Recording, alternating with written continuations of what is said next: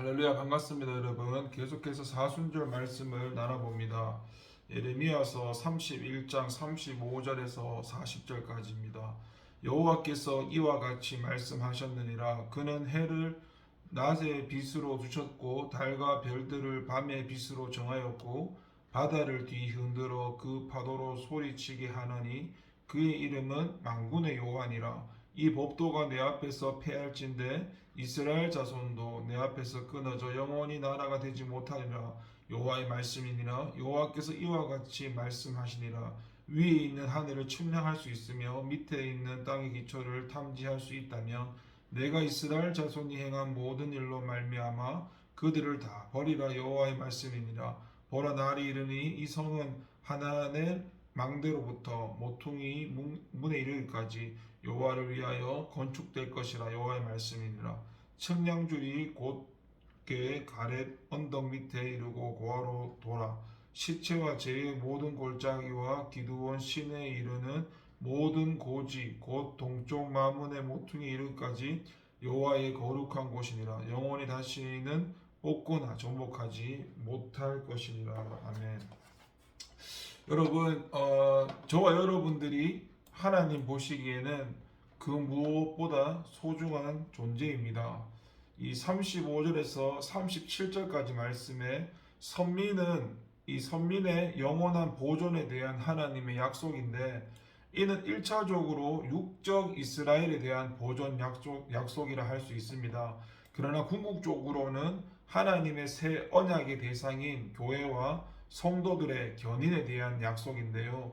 특별히 하나님께서는 여기서 선민의 영원한 보존을 보존하기 위해서 두 가지 사실을 들고 있습니다. 먼저는 하나님의 창조의 법칙이 변한다면 선민도 하나님 앞에서 패하게 될 것이라고 35절과 36절에 말씀하셨고, 이는 수사적인 표현으로 선민이 패하는 일은 결단코 없다는 말씀입니다. 이 창조의 법칙은 이 세상이 존속하는 한 영원히 변하지 않는 법칙입니다. 이 세상이 하나님에 의해 창조된 것이 정확하게 얼마나 되었는지 알 수 없지만 최소한 수천 년은 되었습니다. 그런데 그 세월 동안 하나님의 창조의 법칙이 변한 적은 단 한 번도 없습니다. 하나님의 창조의 법칙은 세상을 창조하실 당시로부터 지금까지 동일합니다. 해는 처음부터 지금까지 낮을 주관하고 있고, 달과 별 역시 처음부터 지금까지 밤을 주관하고 있습니다. 그리고 이러한 법칙은 현 세상이 계속되며 이 세상이 끝나기 전까지는 결단코 변하지 않을 것입니다. 다음으로 하나님께서는 위로 하늘을 측량하고 아래로 땅의 기초를 탐지할 수 있다면 이스라엘 자손들의 행한 일로 인하여 그들을 버릴 것이라고 37절에 말씀하고 있는데요.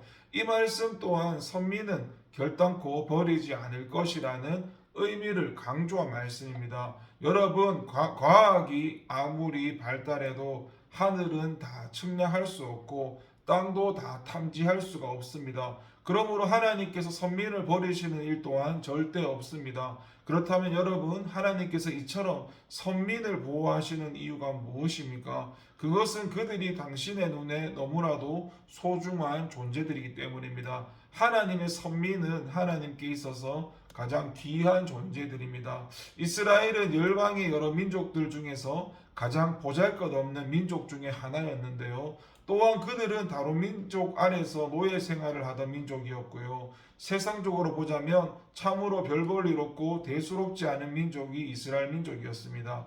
그러나 하나님께서는 그들을 당신의 백성으로 택하셨고요. 이렇게 이스라엘이 하나님의 백성으로 한번 택함을 받은 이상은 그들은 이 세상에서 가장 가치 있는 존재라 할 수 있습니다. 그와 마찬가지로 영적 이스라엘인 저와 여러분들,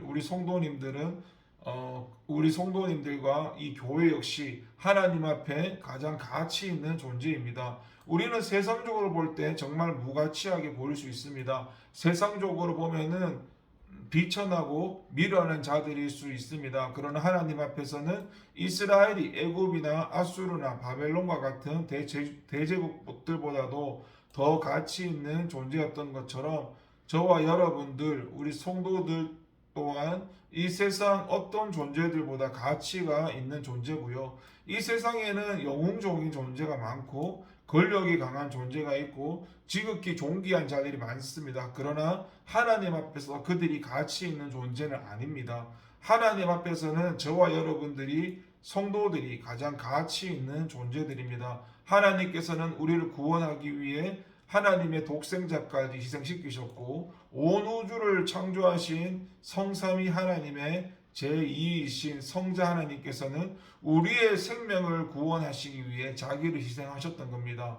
우리 주님께서 당신의 말씀에 우리의 생명을 천하보다 귀하다고 하신 것은 바로 이 때문입니다. 하나님께서 지으신 세상 만물 중 그 어떤 것이 창조주이신 하나님보다 더 중요하고 더 가치 있다고 말할 수 있겠습니까? 하지만 하나님께서는 저와 여러분들 우리를 위해서 당신의 독생자까지 희생시키셨고 이는 하나님께서 우리를 정말 가치 있는 존재로 여기고 계시다는 결정적인 증거라고 할 수 있습니다. 그래서 여러분 세상에서 어떠한 신분과 처지에 있다 할지라도 자신을 정말 귀하게 여기며 세상에서 당당하게 살아가시기를 바랍니다. 또한 하나님 앞에서 가치 있는 귀한 신분을 가진 존재답게 세상에서 그 품위를 지키고 거룩하게 살아가시기 바랍니다. 하나님께서는 저와 여러분들을 영원히 지키고 보호하시며 마지막에는 천국 구원에 이르게 하실 줄 믿고 늘 평안과 기쁨과 확신 속에 살아가시기 바랍니다. 여러분 38절부터 40절 말씀을 읽어보면은 교회는 하나님의 영광을 드러내며 그를 섬기고자 세워진 집입니다. 38절에서 40절은 BC 586년 바벨론 군대에 의해서 함락되고 그렇게 파괴될 예루살렘의 재건에 대한 예언의 말씀인데요. 예루살렘은 선민의 수도입니다. 따라서 예루살렘이 재건되어야 선민이 회복되었다고 말할 수 있는데 그래서 예레미야는 심판을 경유한 선민의 회복 약속을 언급하는 30장부터 31장의 끝부분에서 이 예루살렘의 재건에 대해서 예언하고 있습니다. 그런데 38절 말미를 보면 하나님께서는 예루살렘을 재건하시는 목적이 나오는데 그것은 바로 여호와를 위하여라는 것입니다.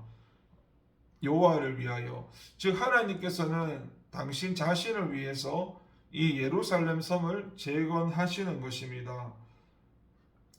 예루살렘은 본래 하나님께서 당신의 이름을 두시기 위해서 성별한 성입니다. 그런데 그러한 예루살렘이 선민의 타락으로 인해서 더럽혀지고 말았습니다. 하나님을 위하여 거룩하게 구별되어야 할 예루살렘은 각종 이 이방의 가증한 우상들과 우상 숭배에 동반되는 가증한 행위들로 인해서 더럽혀지고 부정하게 되었습니다. 이에 하나님께서는 이방 군대를 동원하여 예루살렘 성을 파괴하여 버리신 것입니다.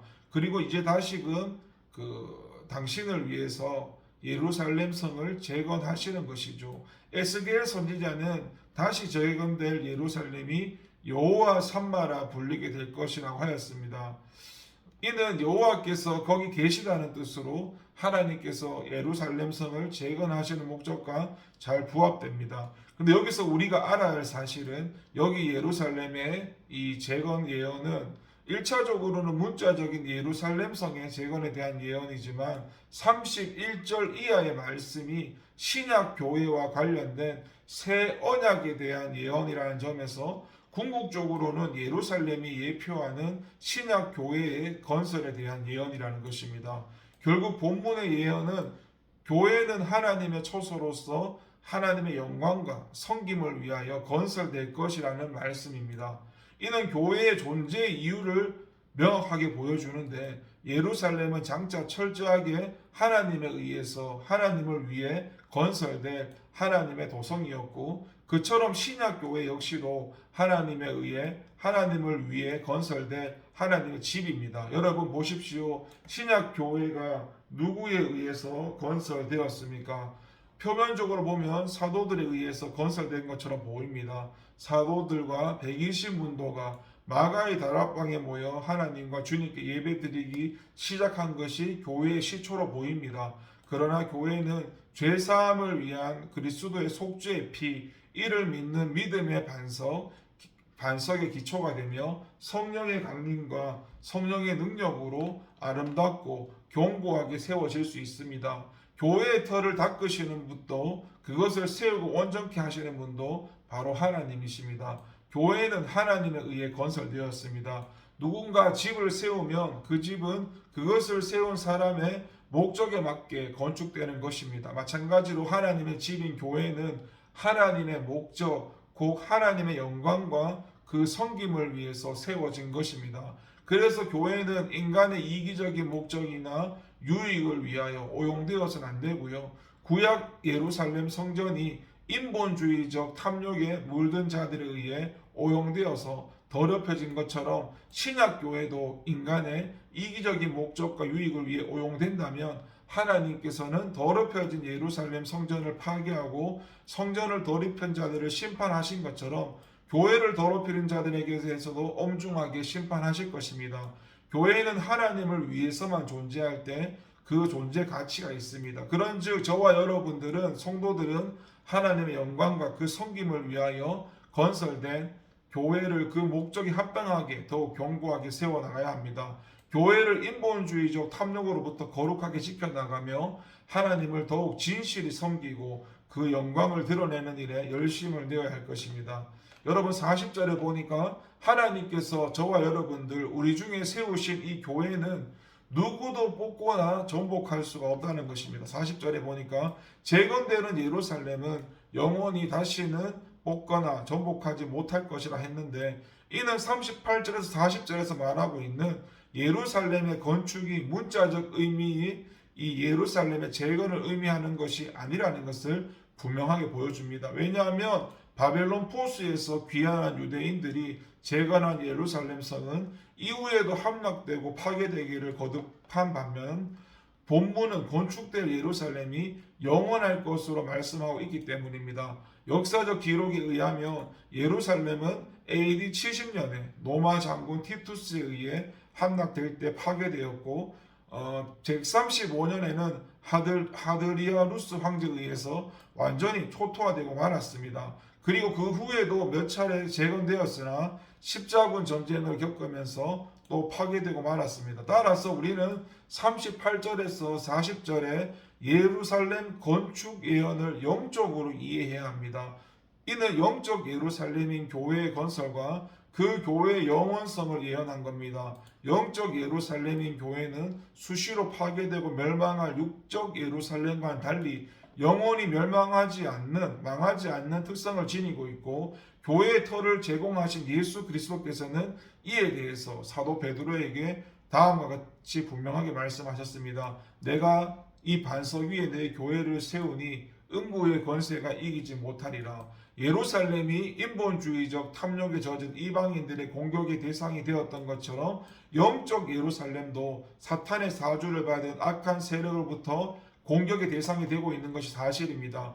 교회는 이 땅에 세워지는 그 순간부터 지금까지 단 한순간도 대적들의 공격으로부터 자유로운 적이 없었습니다. 특히 교회가 이 땅에 세워진 직후에는 대적들의 집중적인 공격이 감행되어 심각한 위기에 처해지기도 했고요. 사도들은 물론 많은 성도들이 순교를 당하기도 했습니다. 하지만 그러한 대적들의 공격에도 불구하고 교회는 무너지지 않았고 교회는 역사 속에서 수많은 위기를 겪으면서도 오늘날까지 유지되고 있을 뿐만 아니라 전 세계를 향하여 확장되어 가고 있습니다. 그리고 교회는 앞으로 영원히 유지되고 보존될 것입니다. 심지어 교회는 이 세상이 망할지라도 망하지 않고 영원할 것이고 요한계시록을 보면 새 예루살렘이 도래하는 내용이 나오는데 이 새 예루살렘은 새 하늘과 새 땅이 건설된 영원한 도성입니다. 그런데 이 도성이 바로 교회가 세상 종말 후에 완전한 형태로 변화한 것입니다. 이처럼 교회는 세상 누구도 파괴하거나 무너뜨릴 수 없고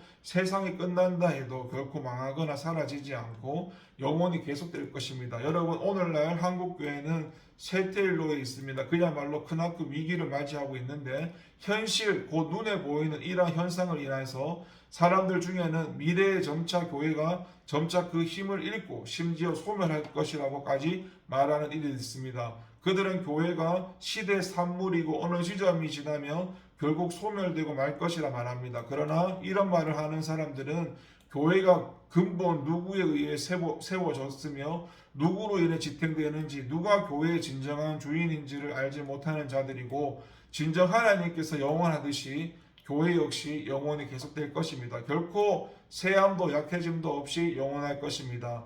저와 여러분은 이 사실을 믿어 의심치 말고 하나님이 세우시는 교회, 붙드시는 교회 안에 머물면서 과거 믿음의 사람들이 그랬던 것처럼 영원하신 하나님의 교회를 위해 충성과 헌신을 다하시기 바랍니다. 교회가 영원하듯 당신의 집을 위해 수고하고 헌신한 이들을 하나님께서는 영원히 지키시며 매일 매 순간의 삶을 또한 견고히 붙들어 주실 것입니다. 기도하겠습니다. 하나님 아버지 감사합니다. 교회의 본질을 바로 깨닫게 하시고 하나님의 영광과 하나님을 위한 섬김을 위해 하나님 주인 되시는 교회로 하나님 붙들어 주시고 살아갈 수 있도록 도와주시옵소서. 감사드리고 예수님의 이름으로 기도합니다. 아멘.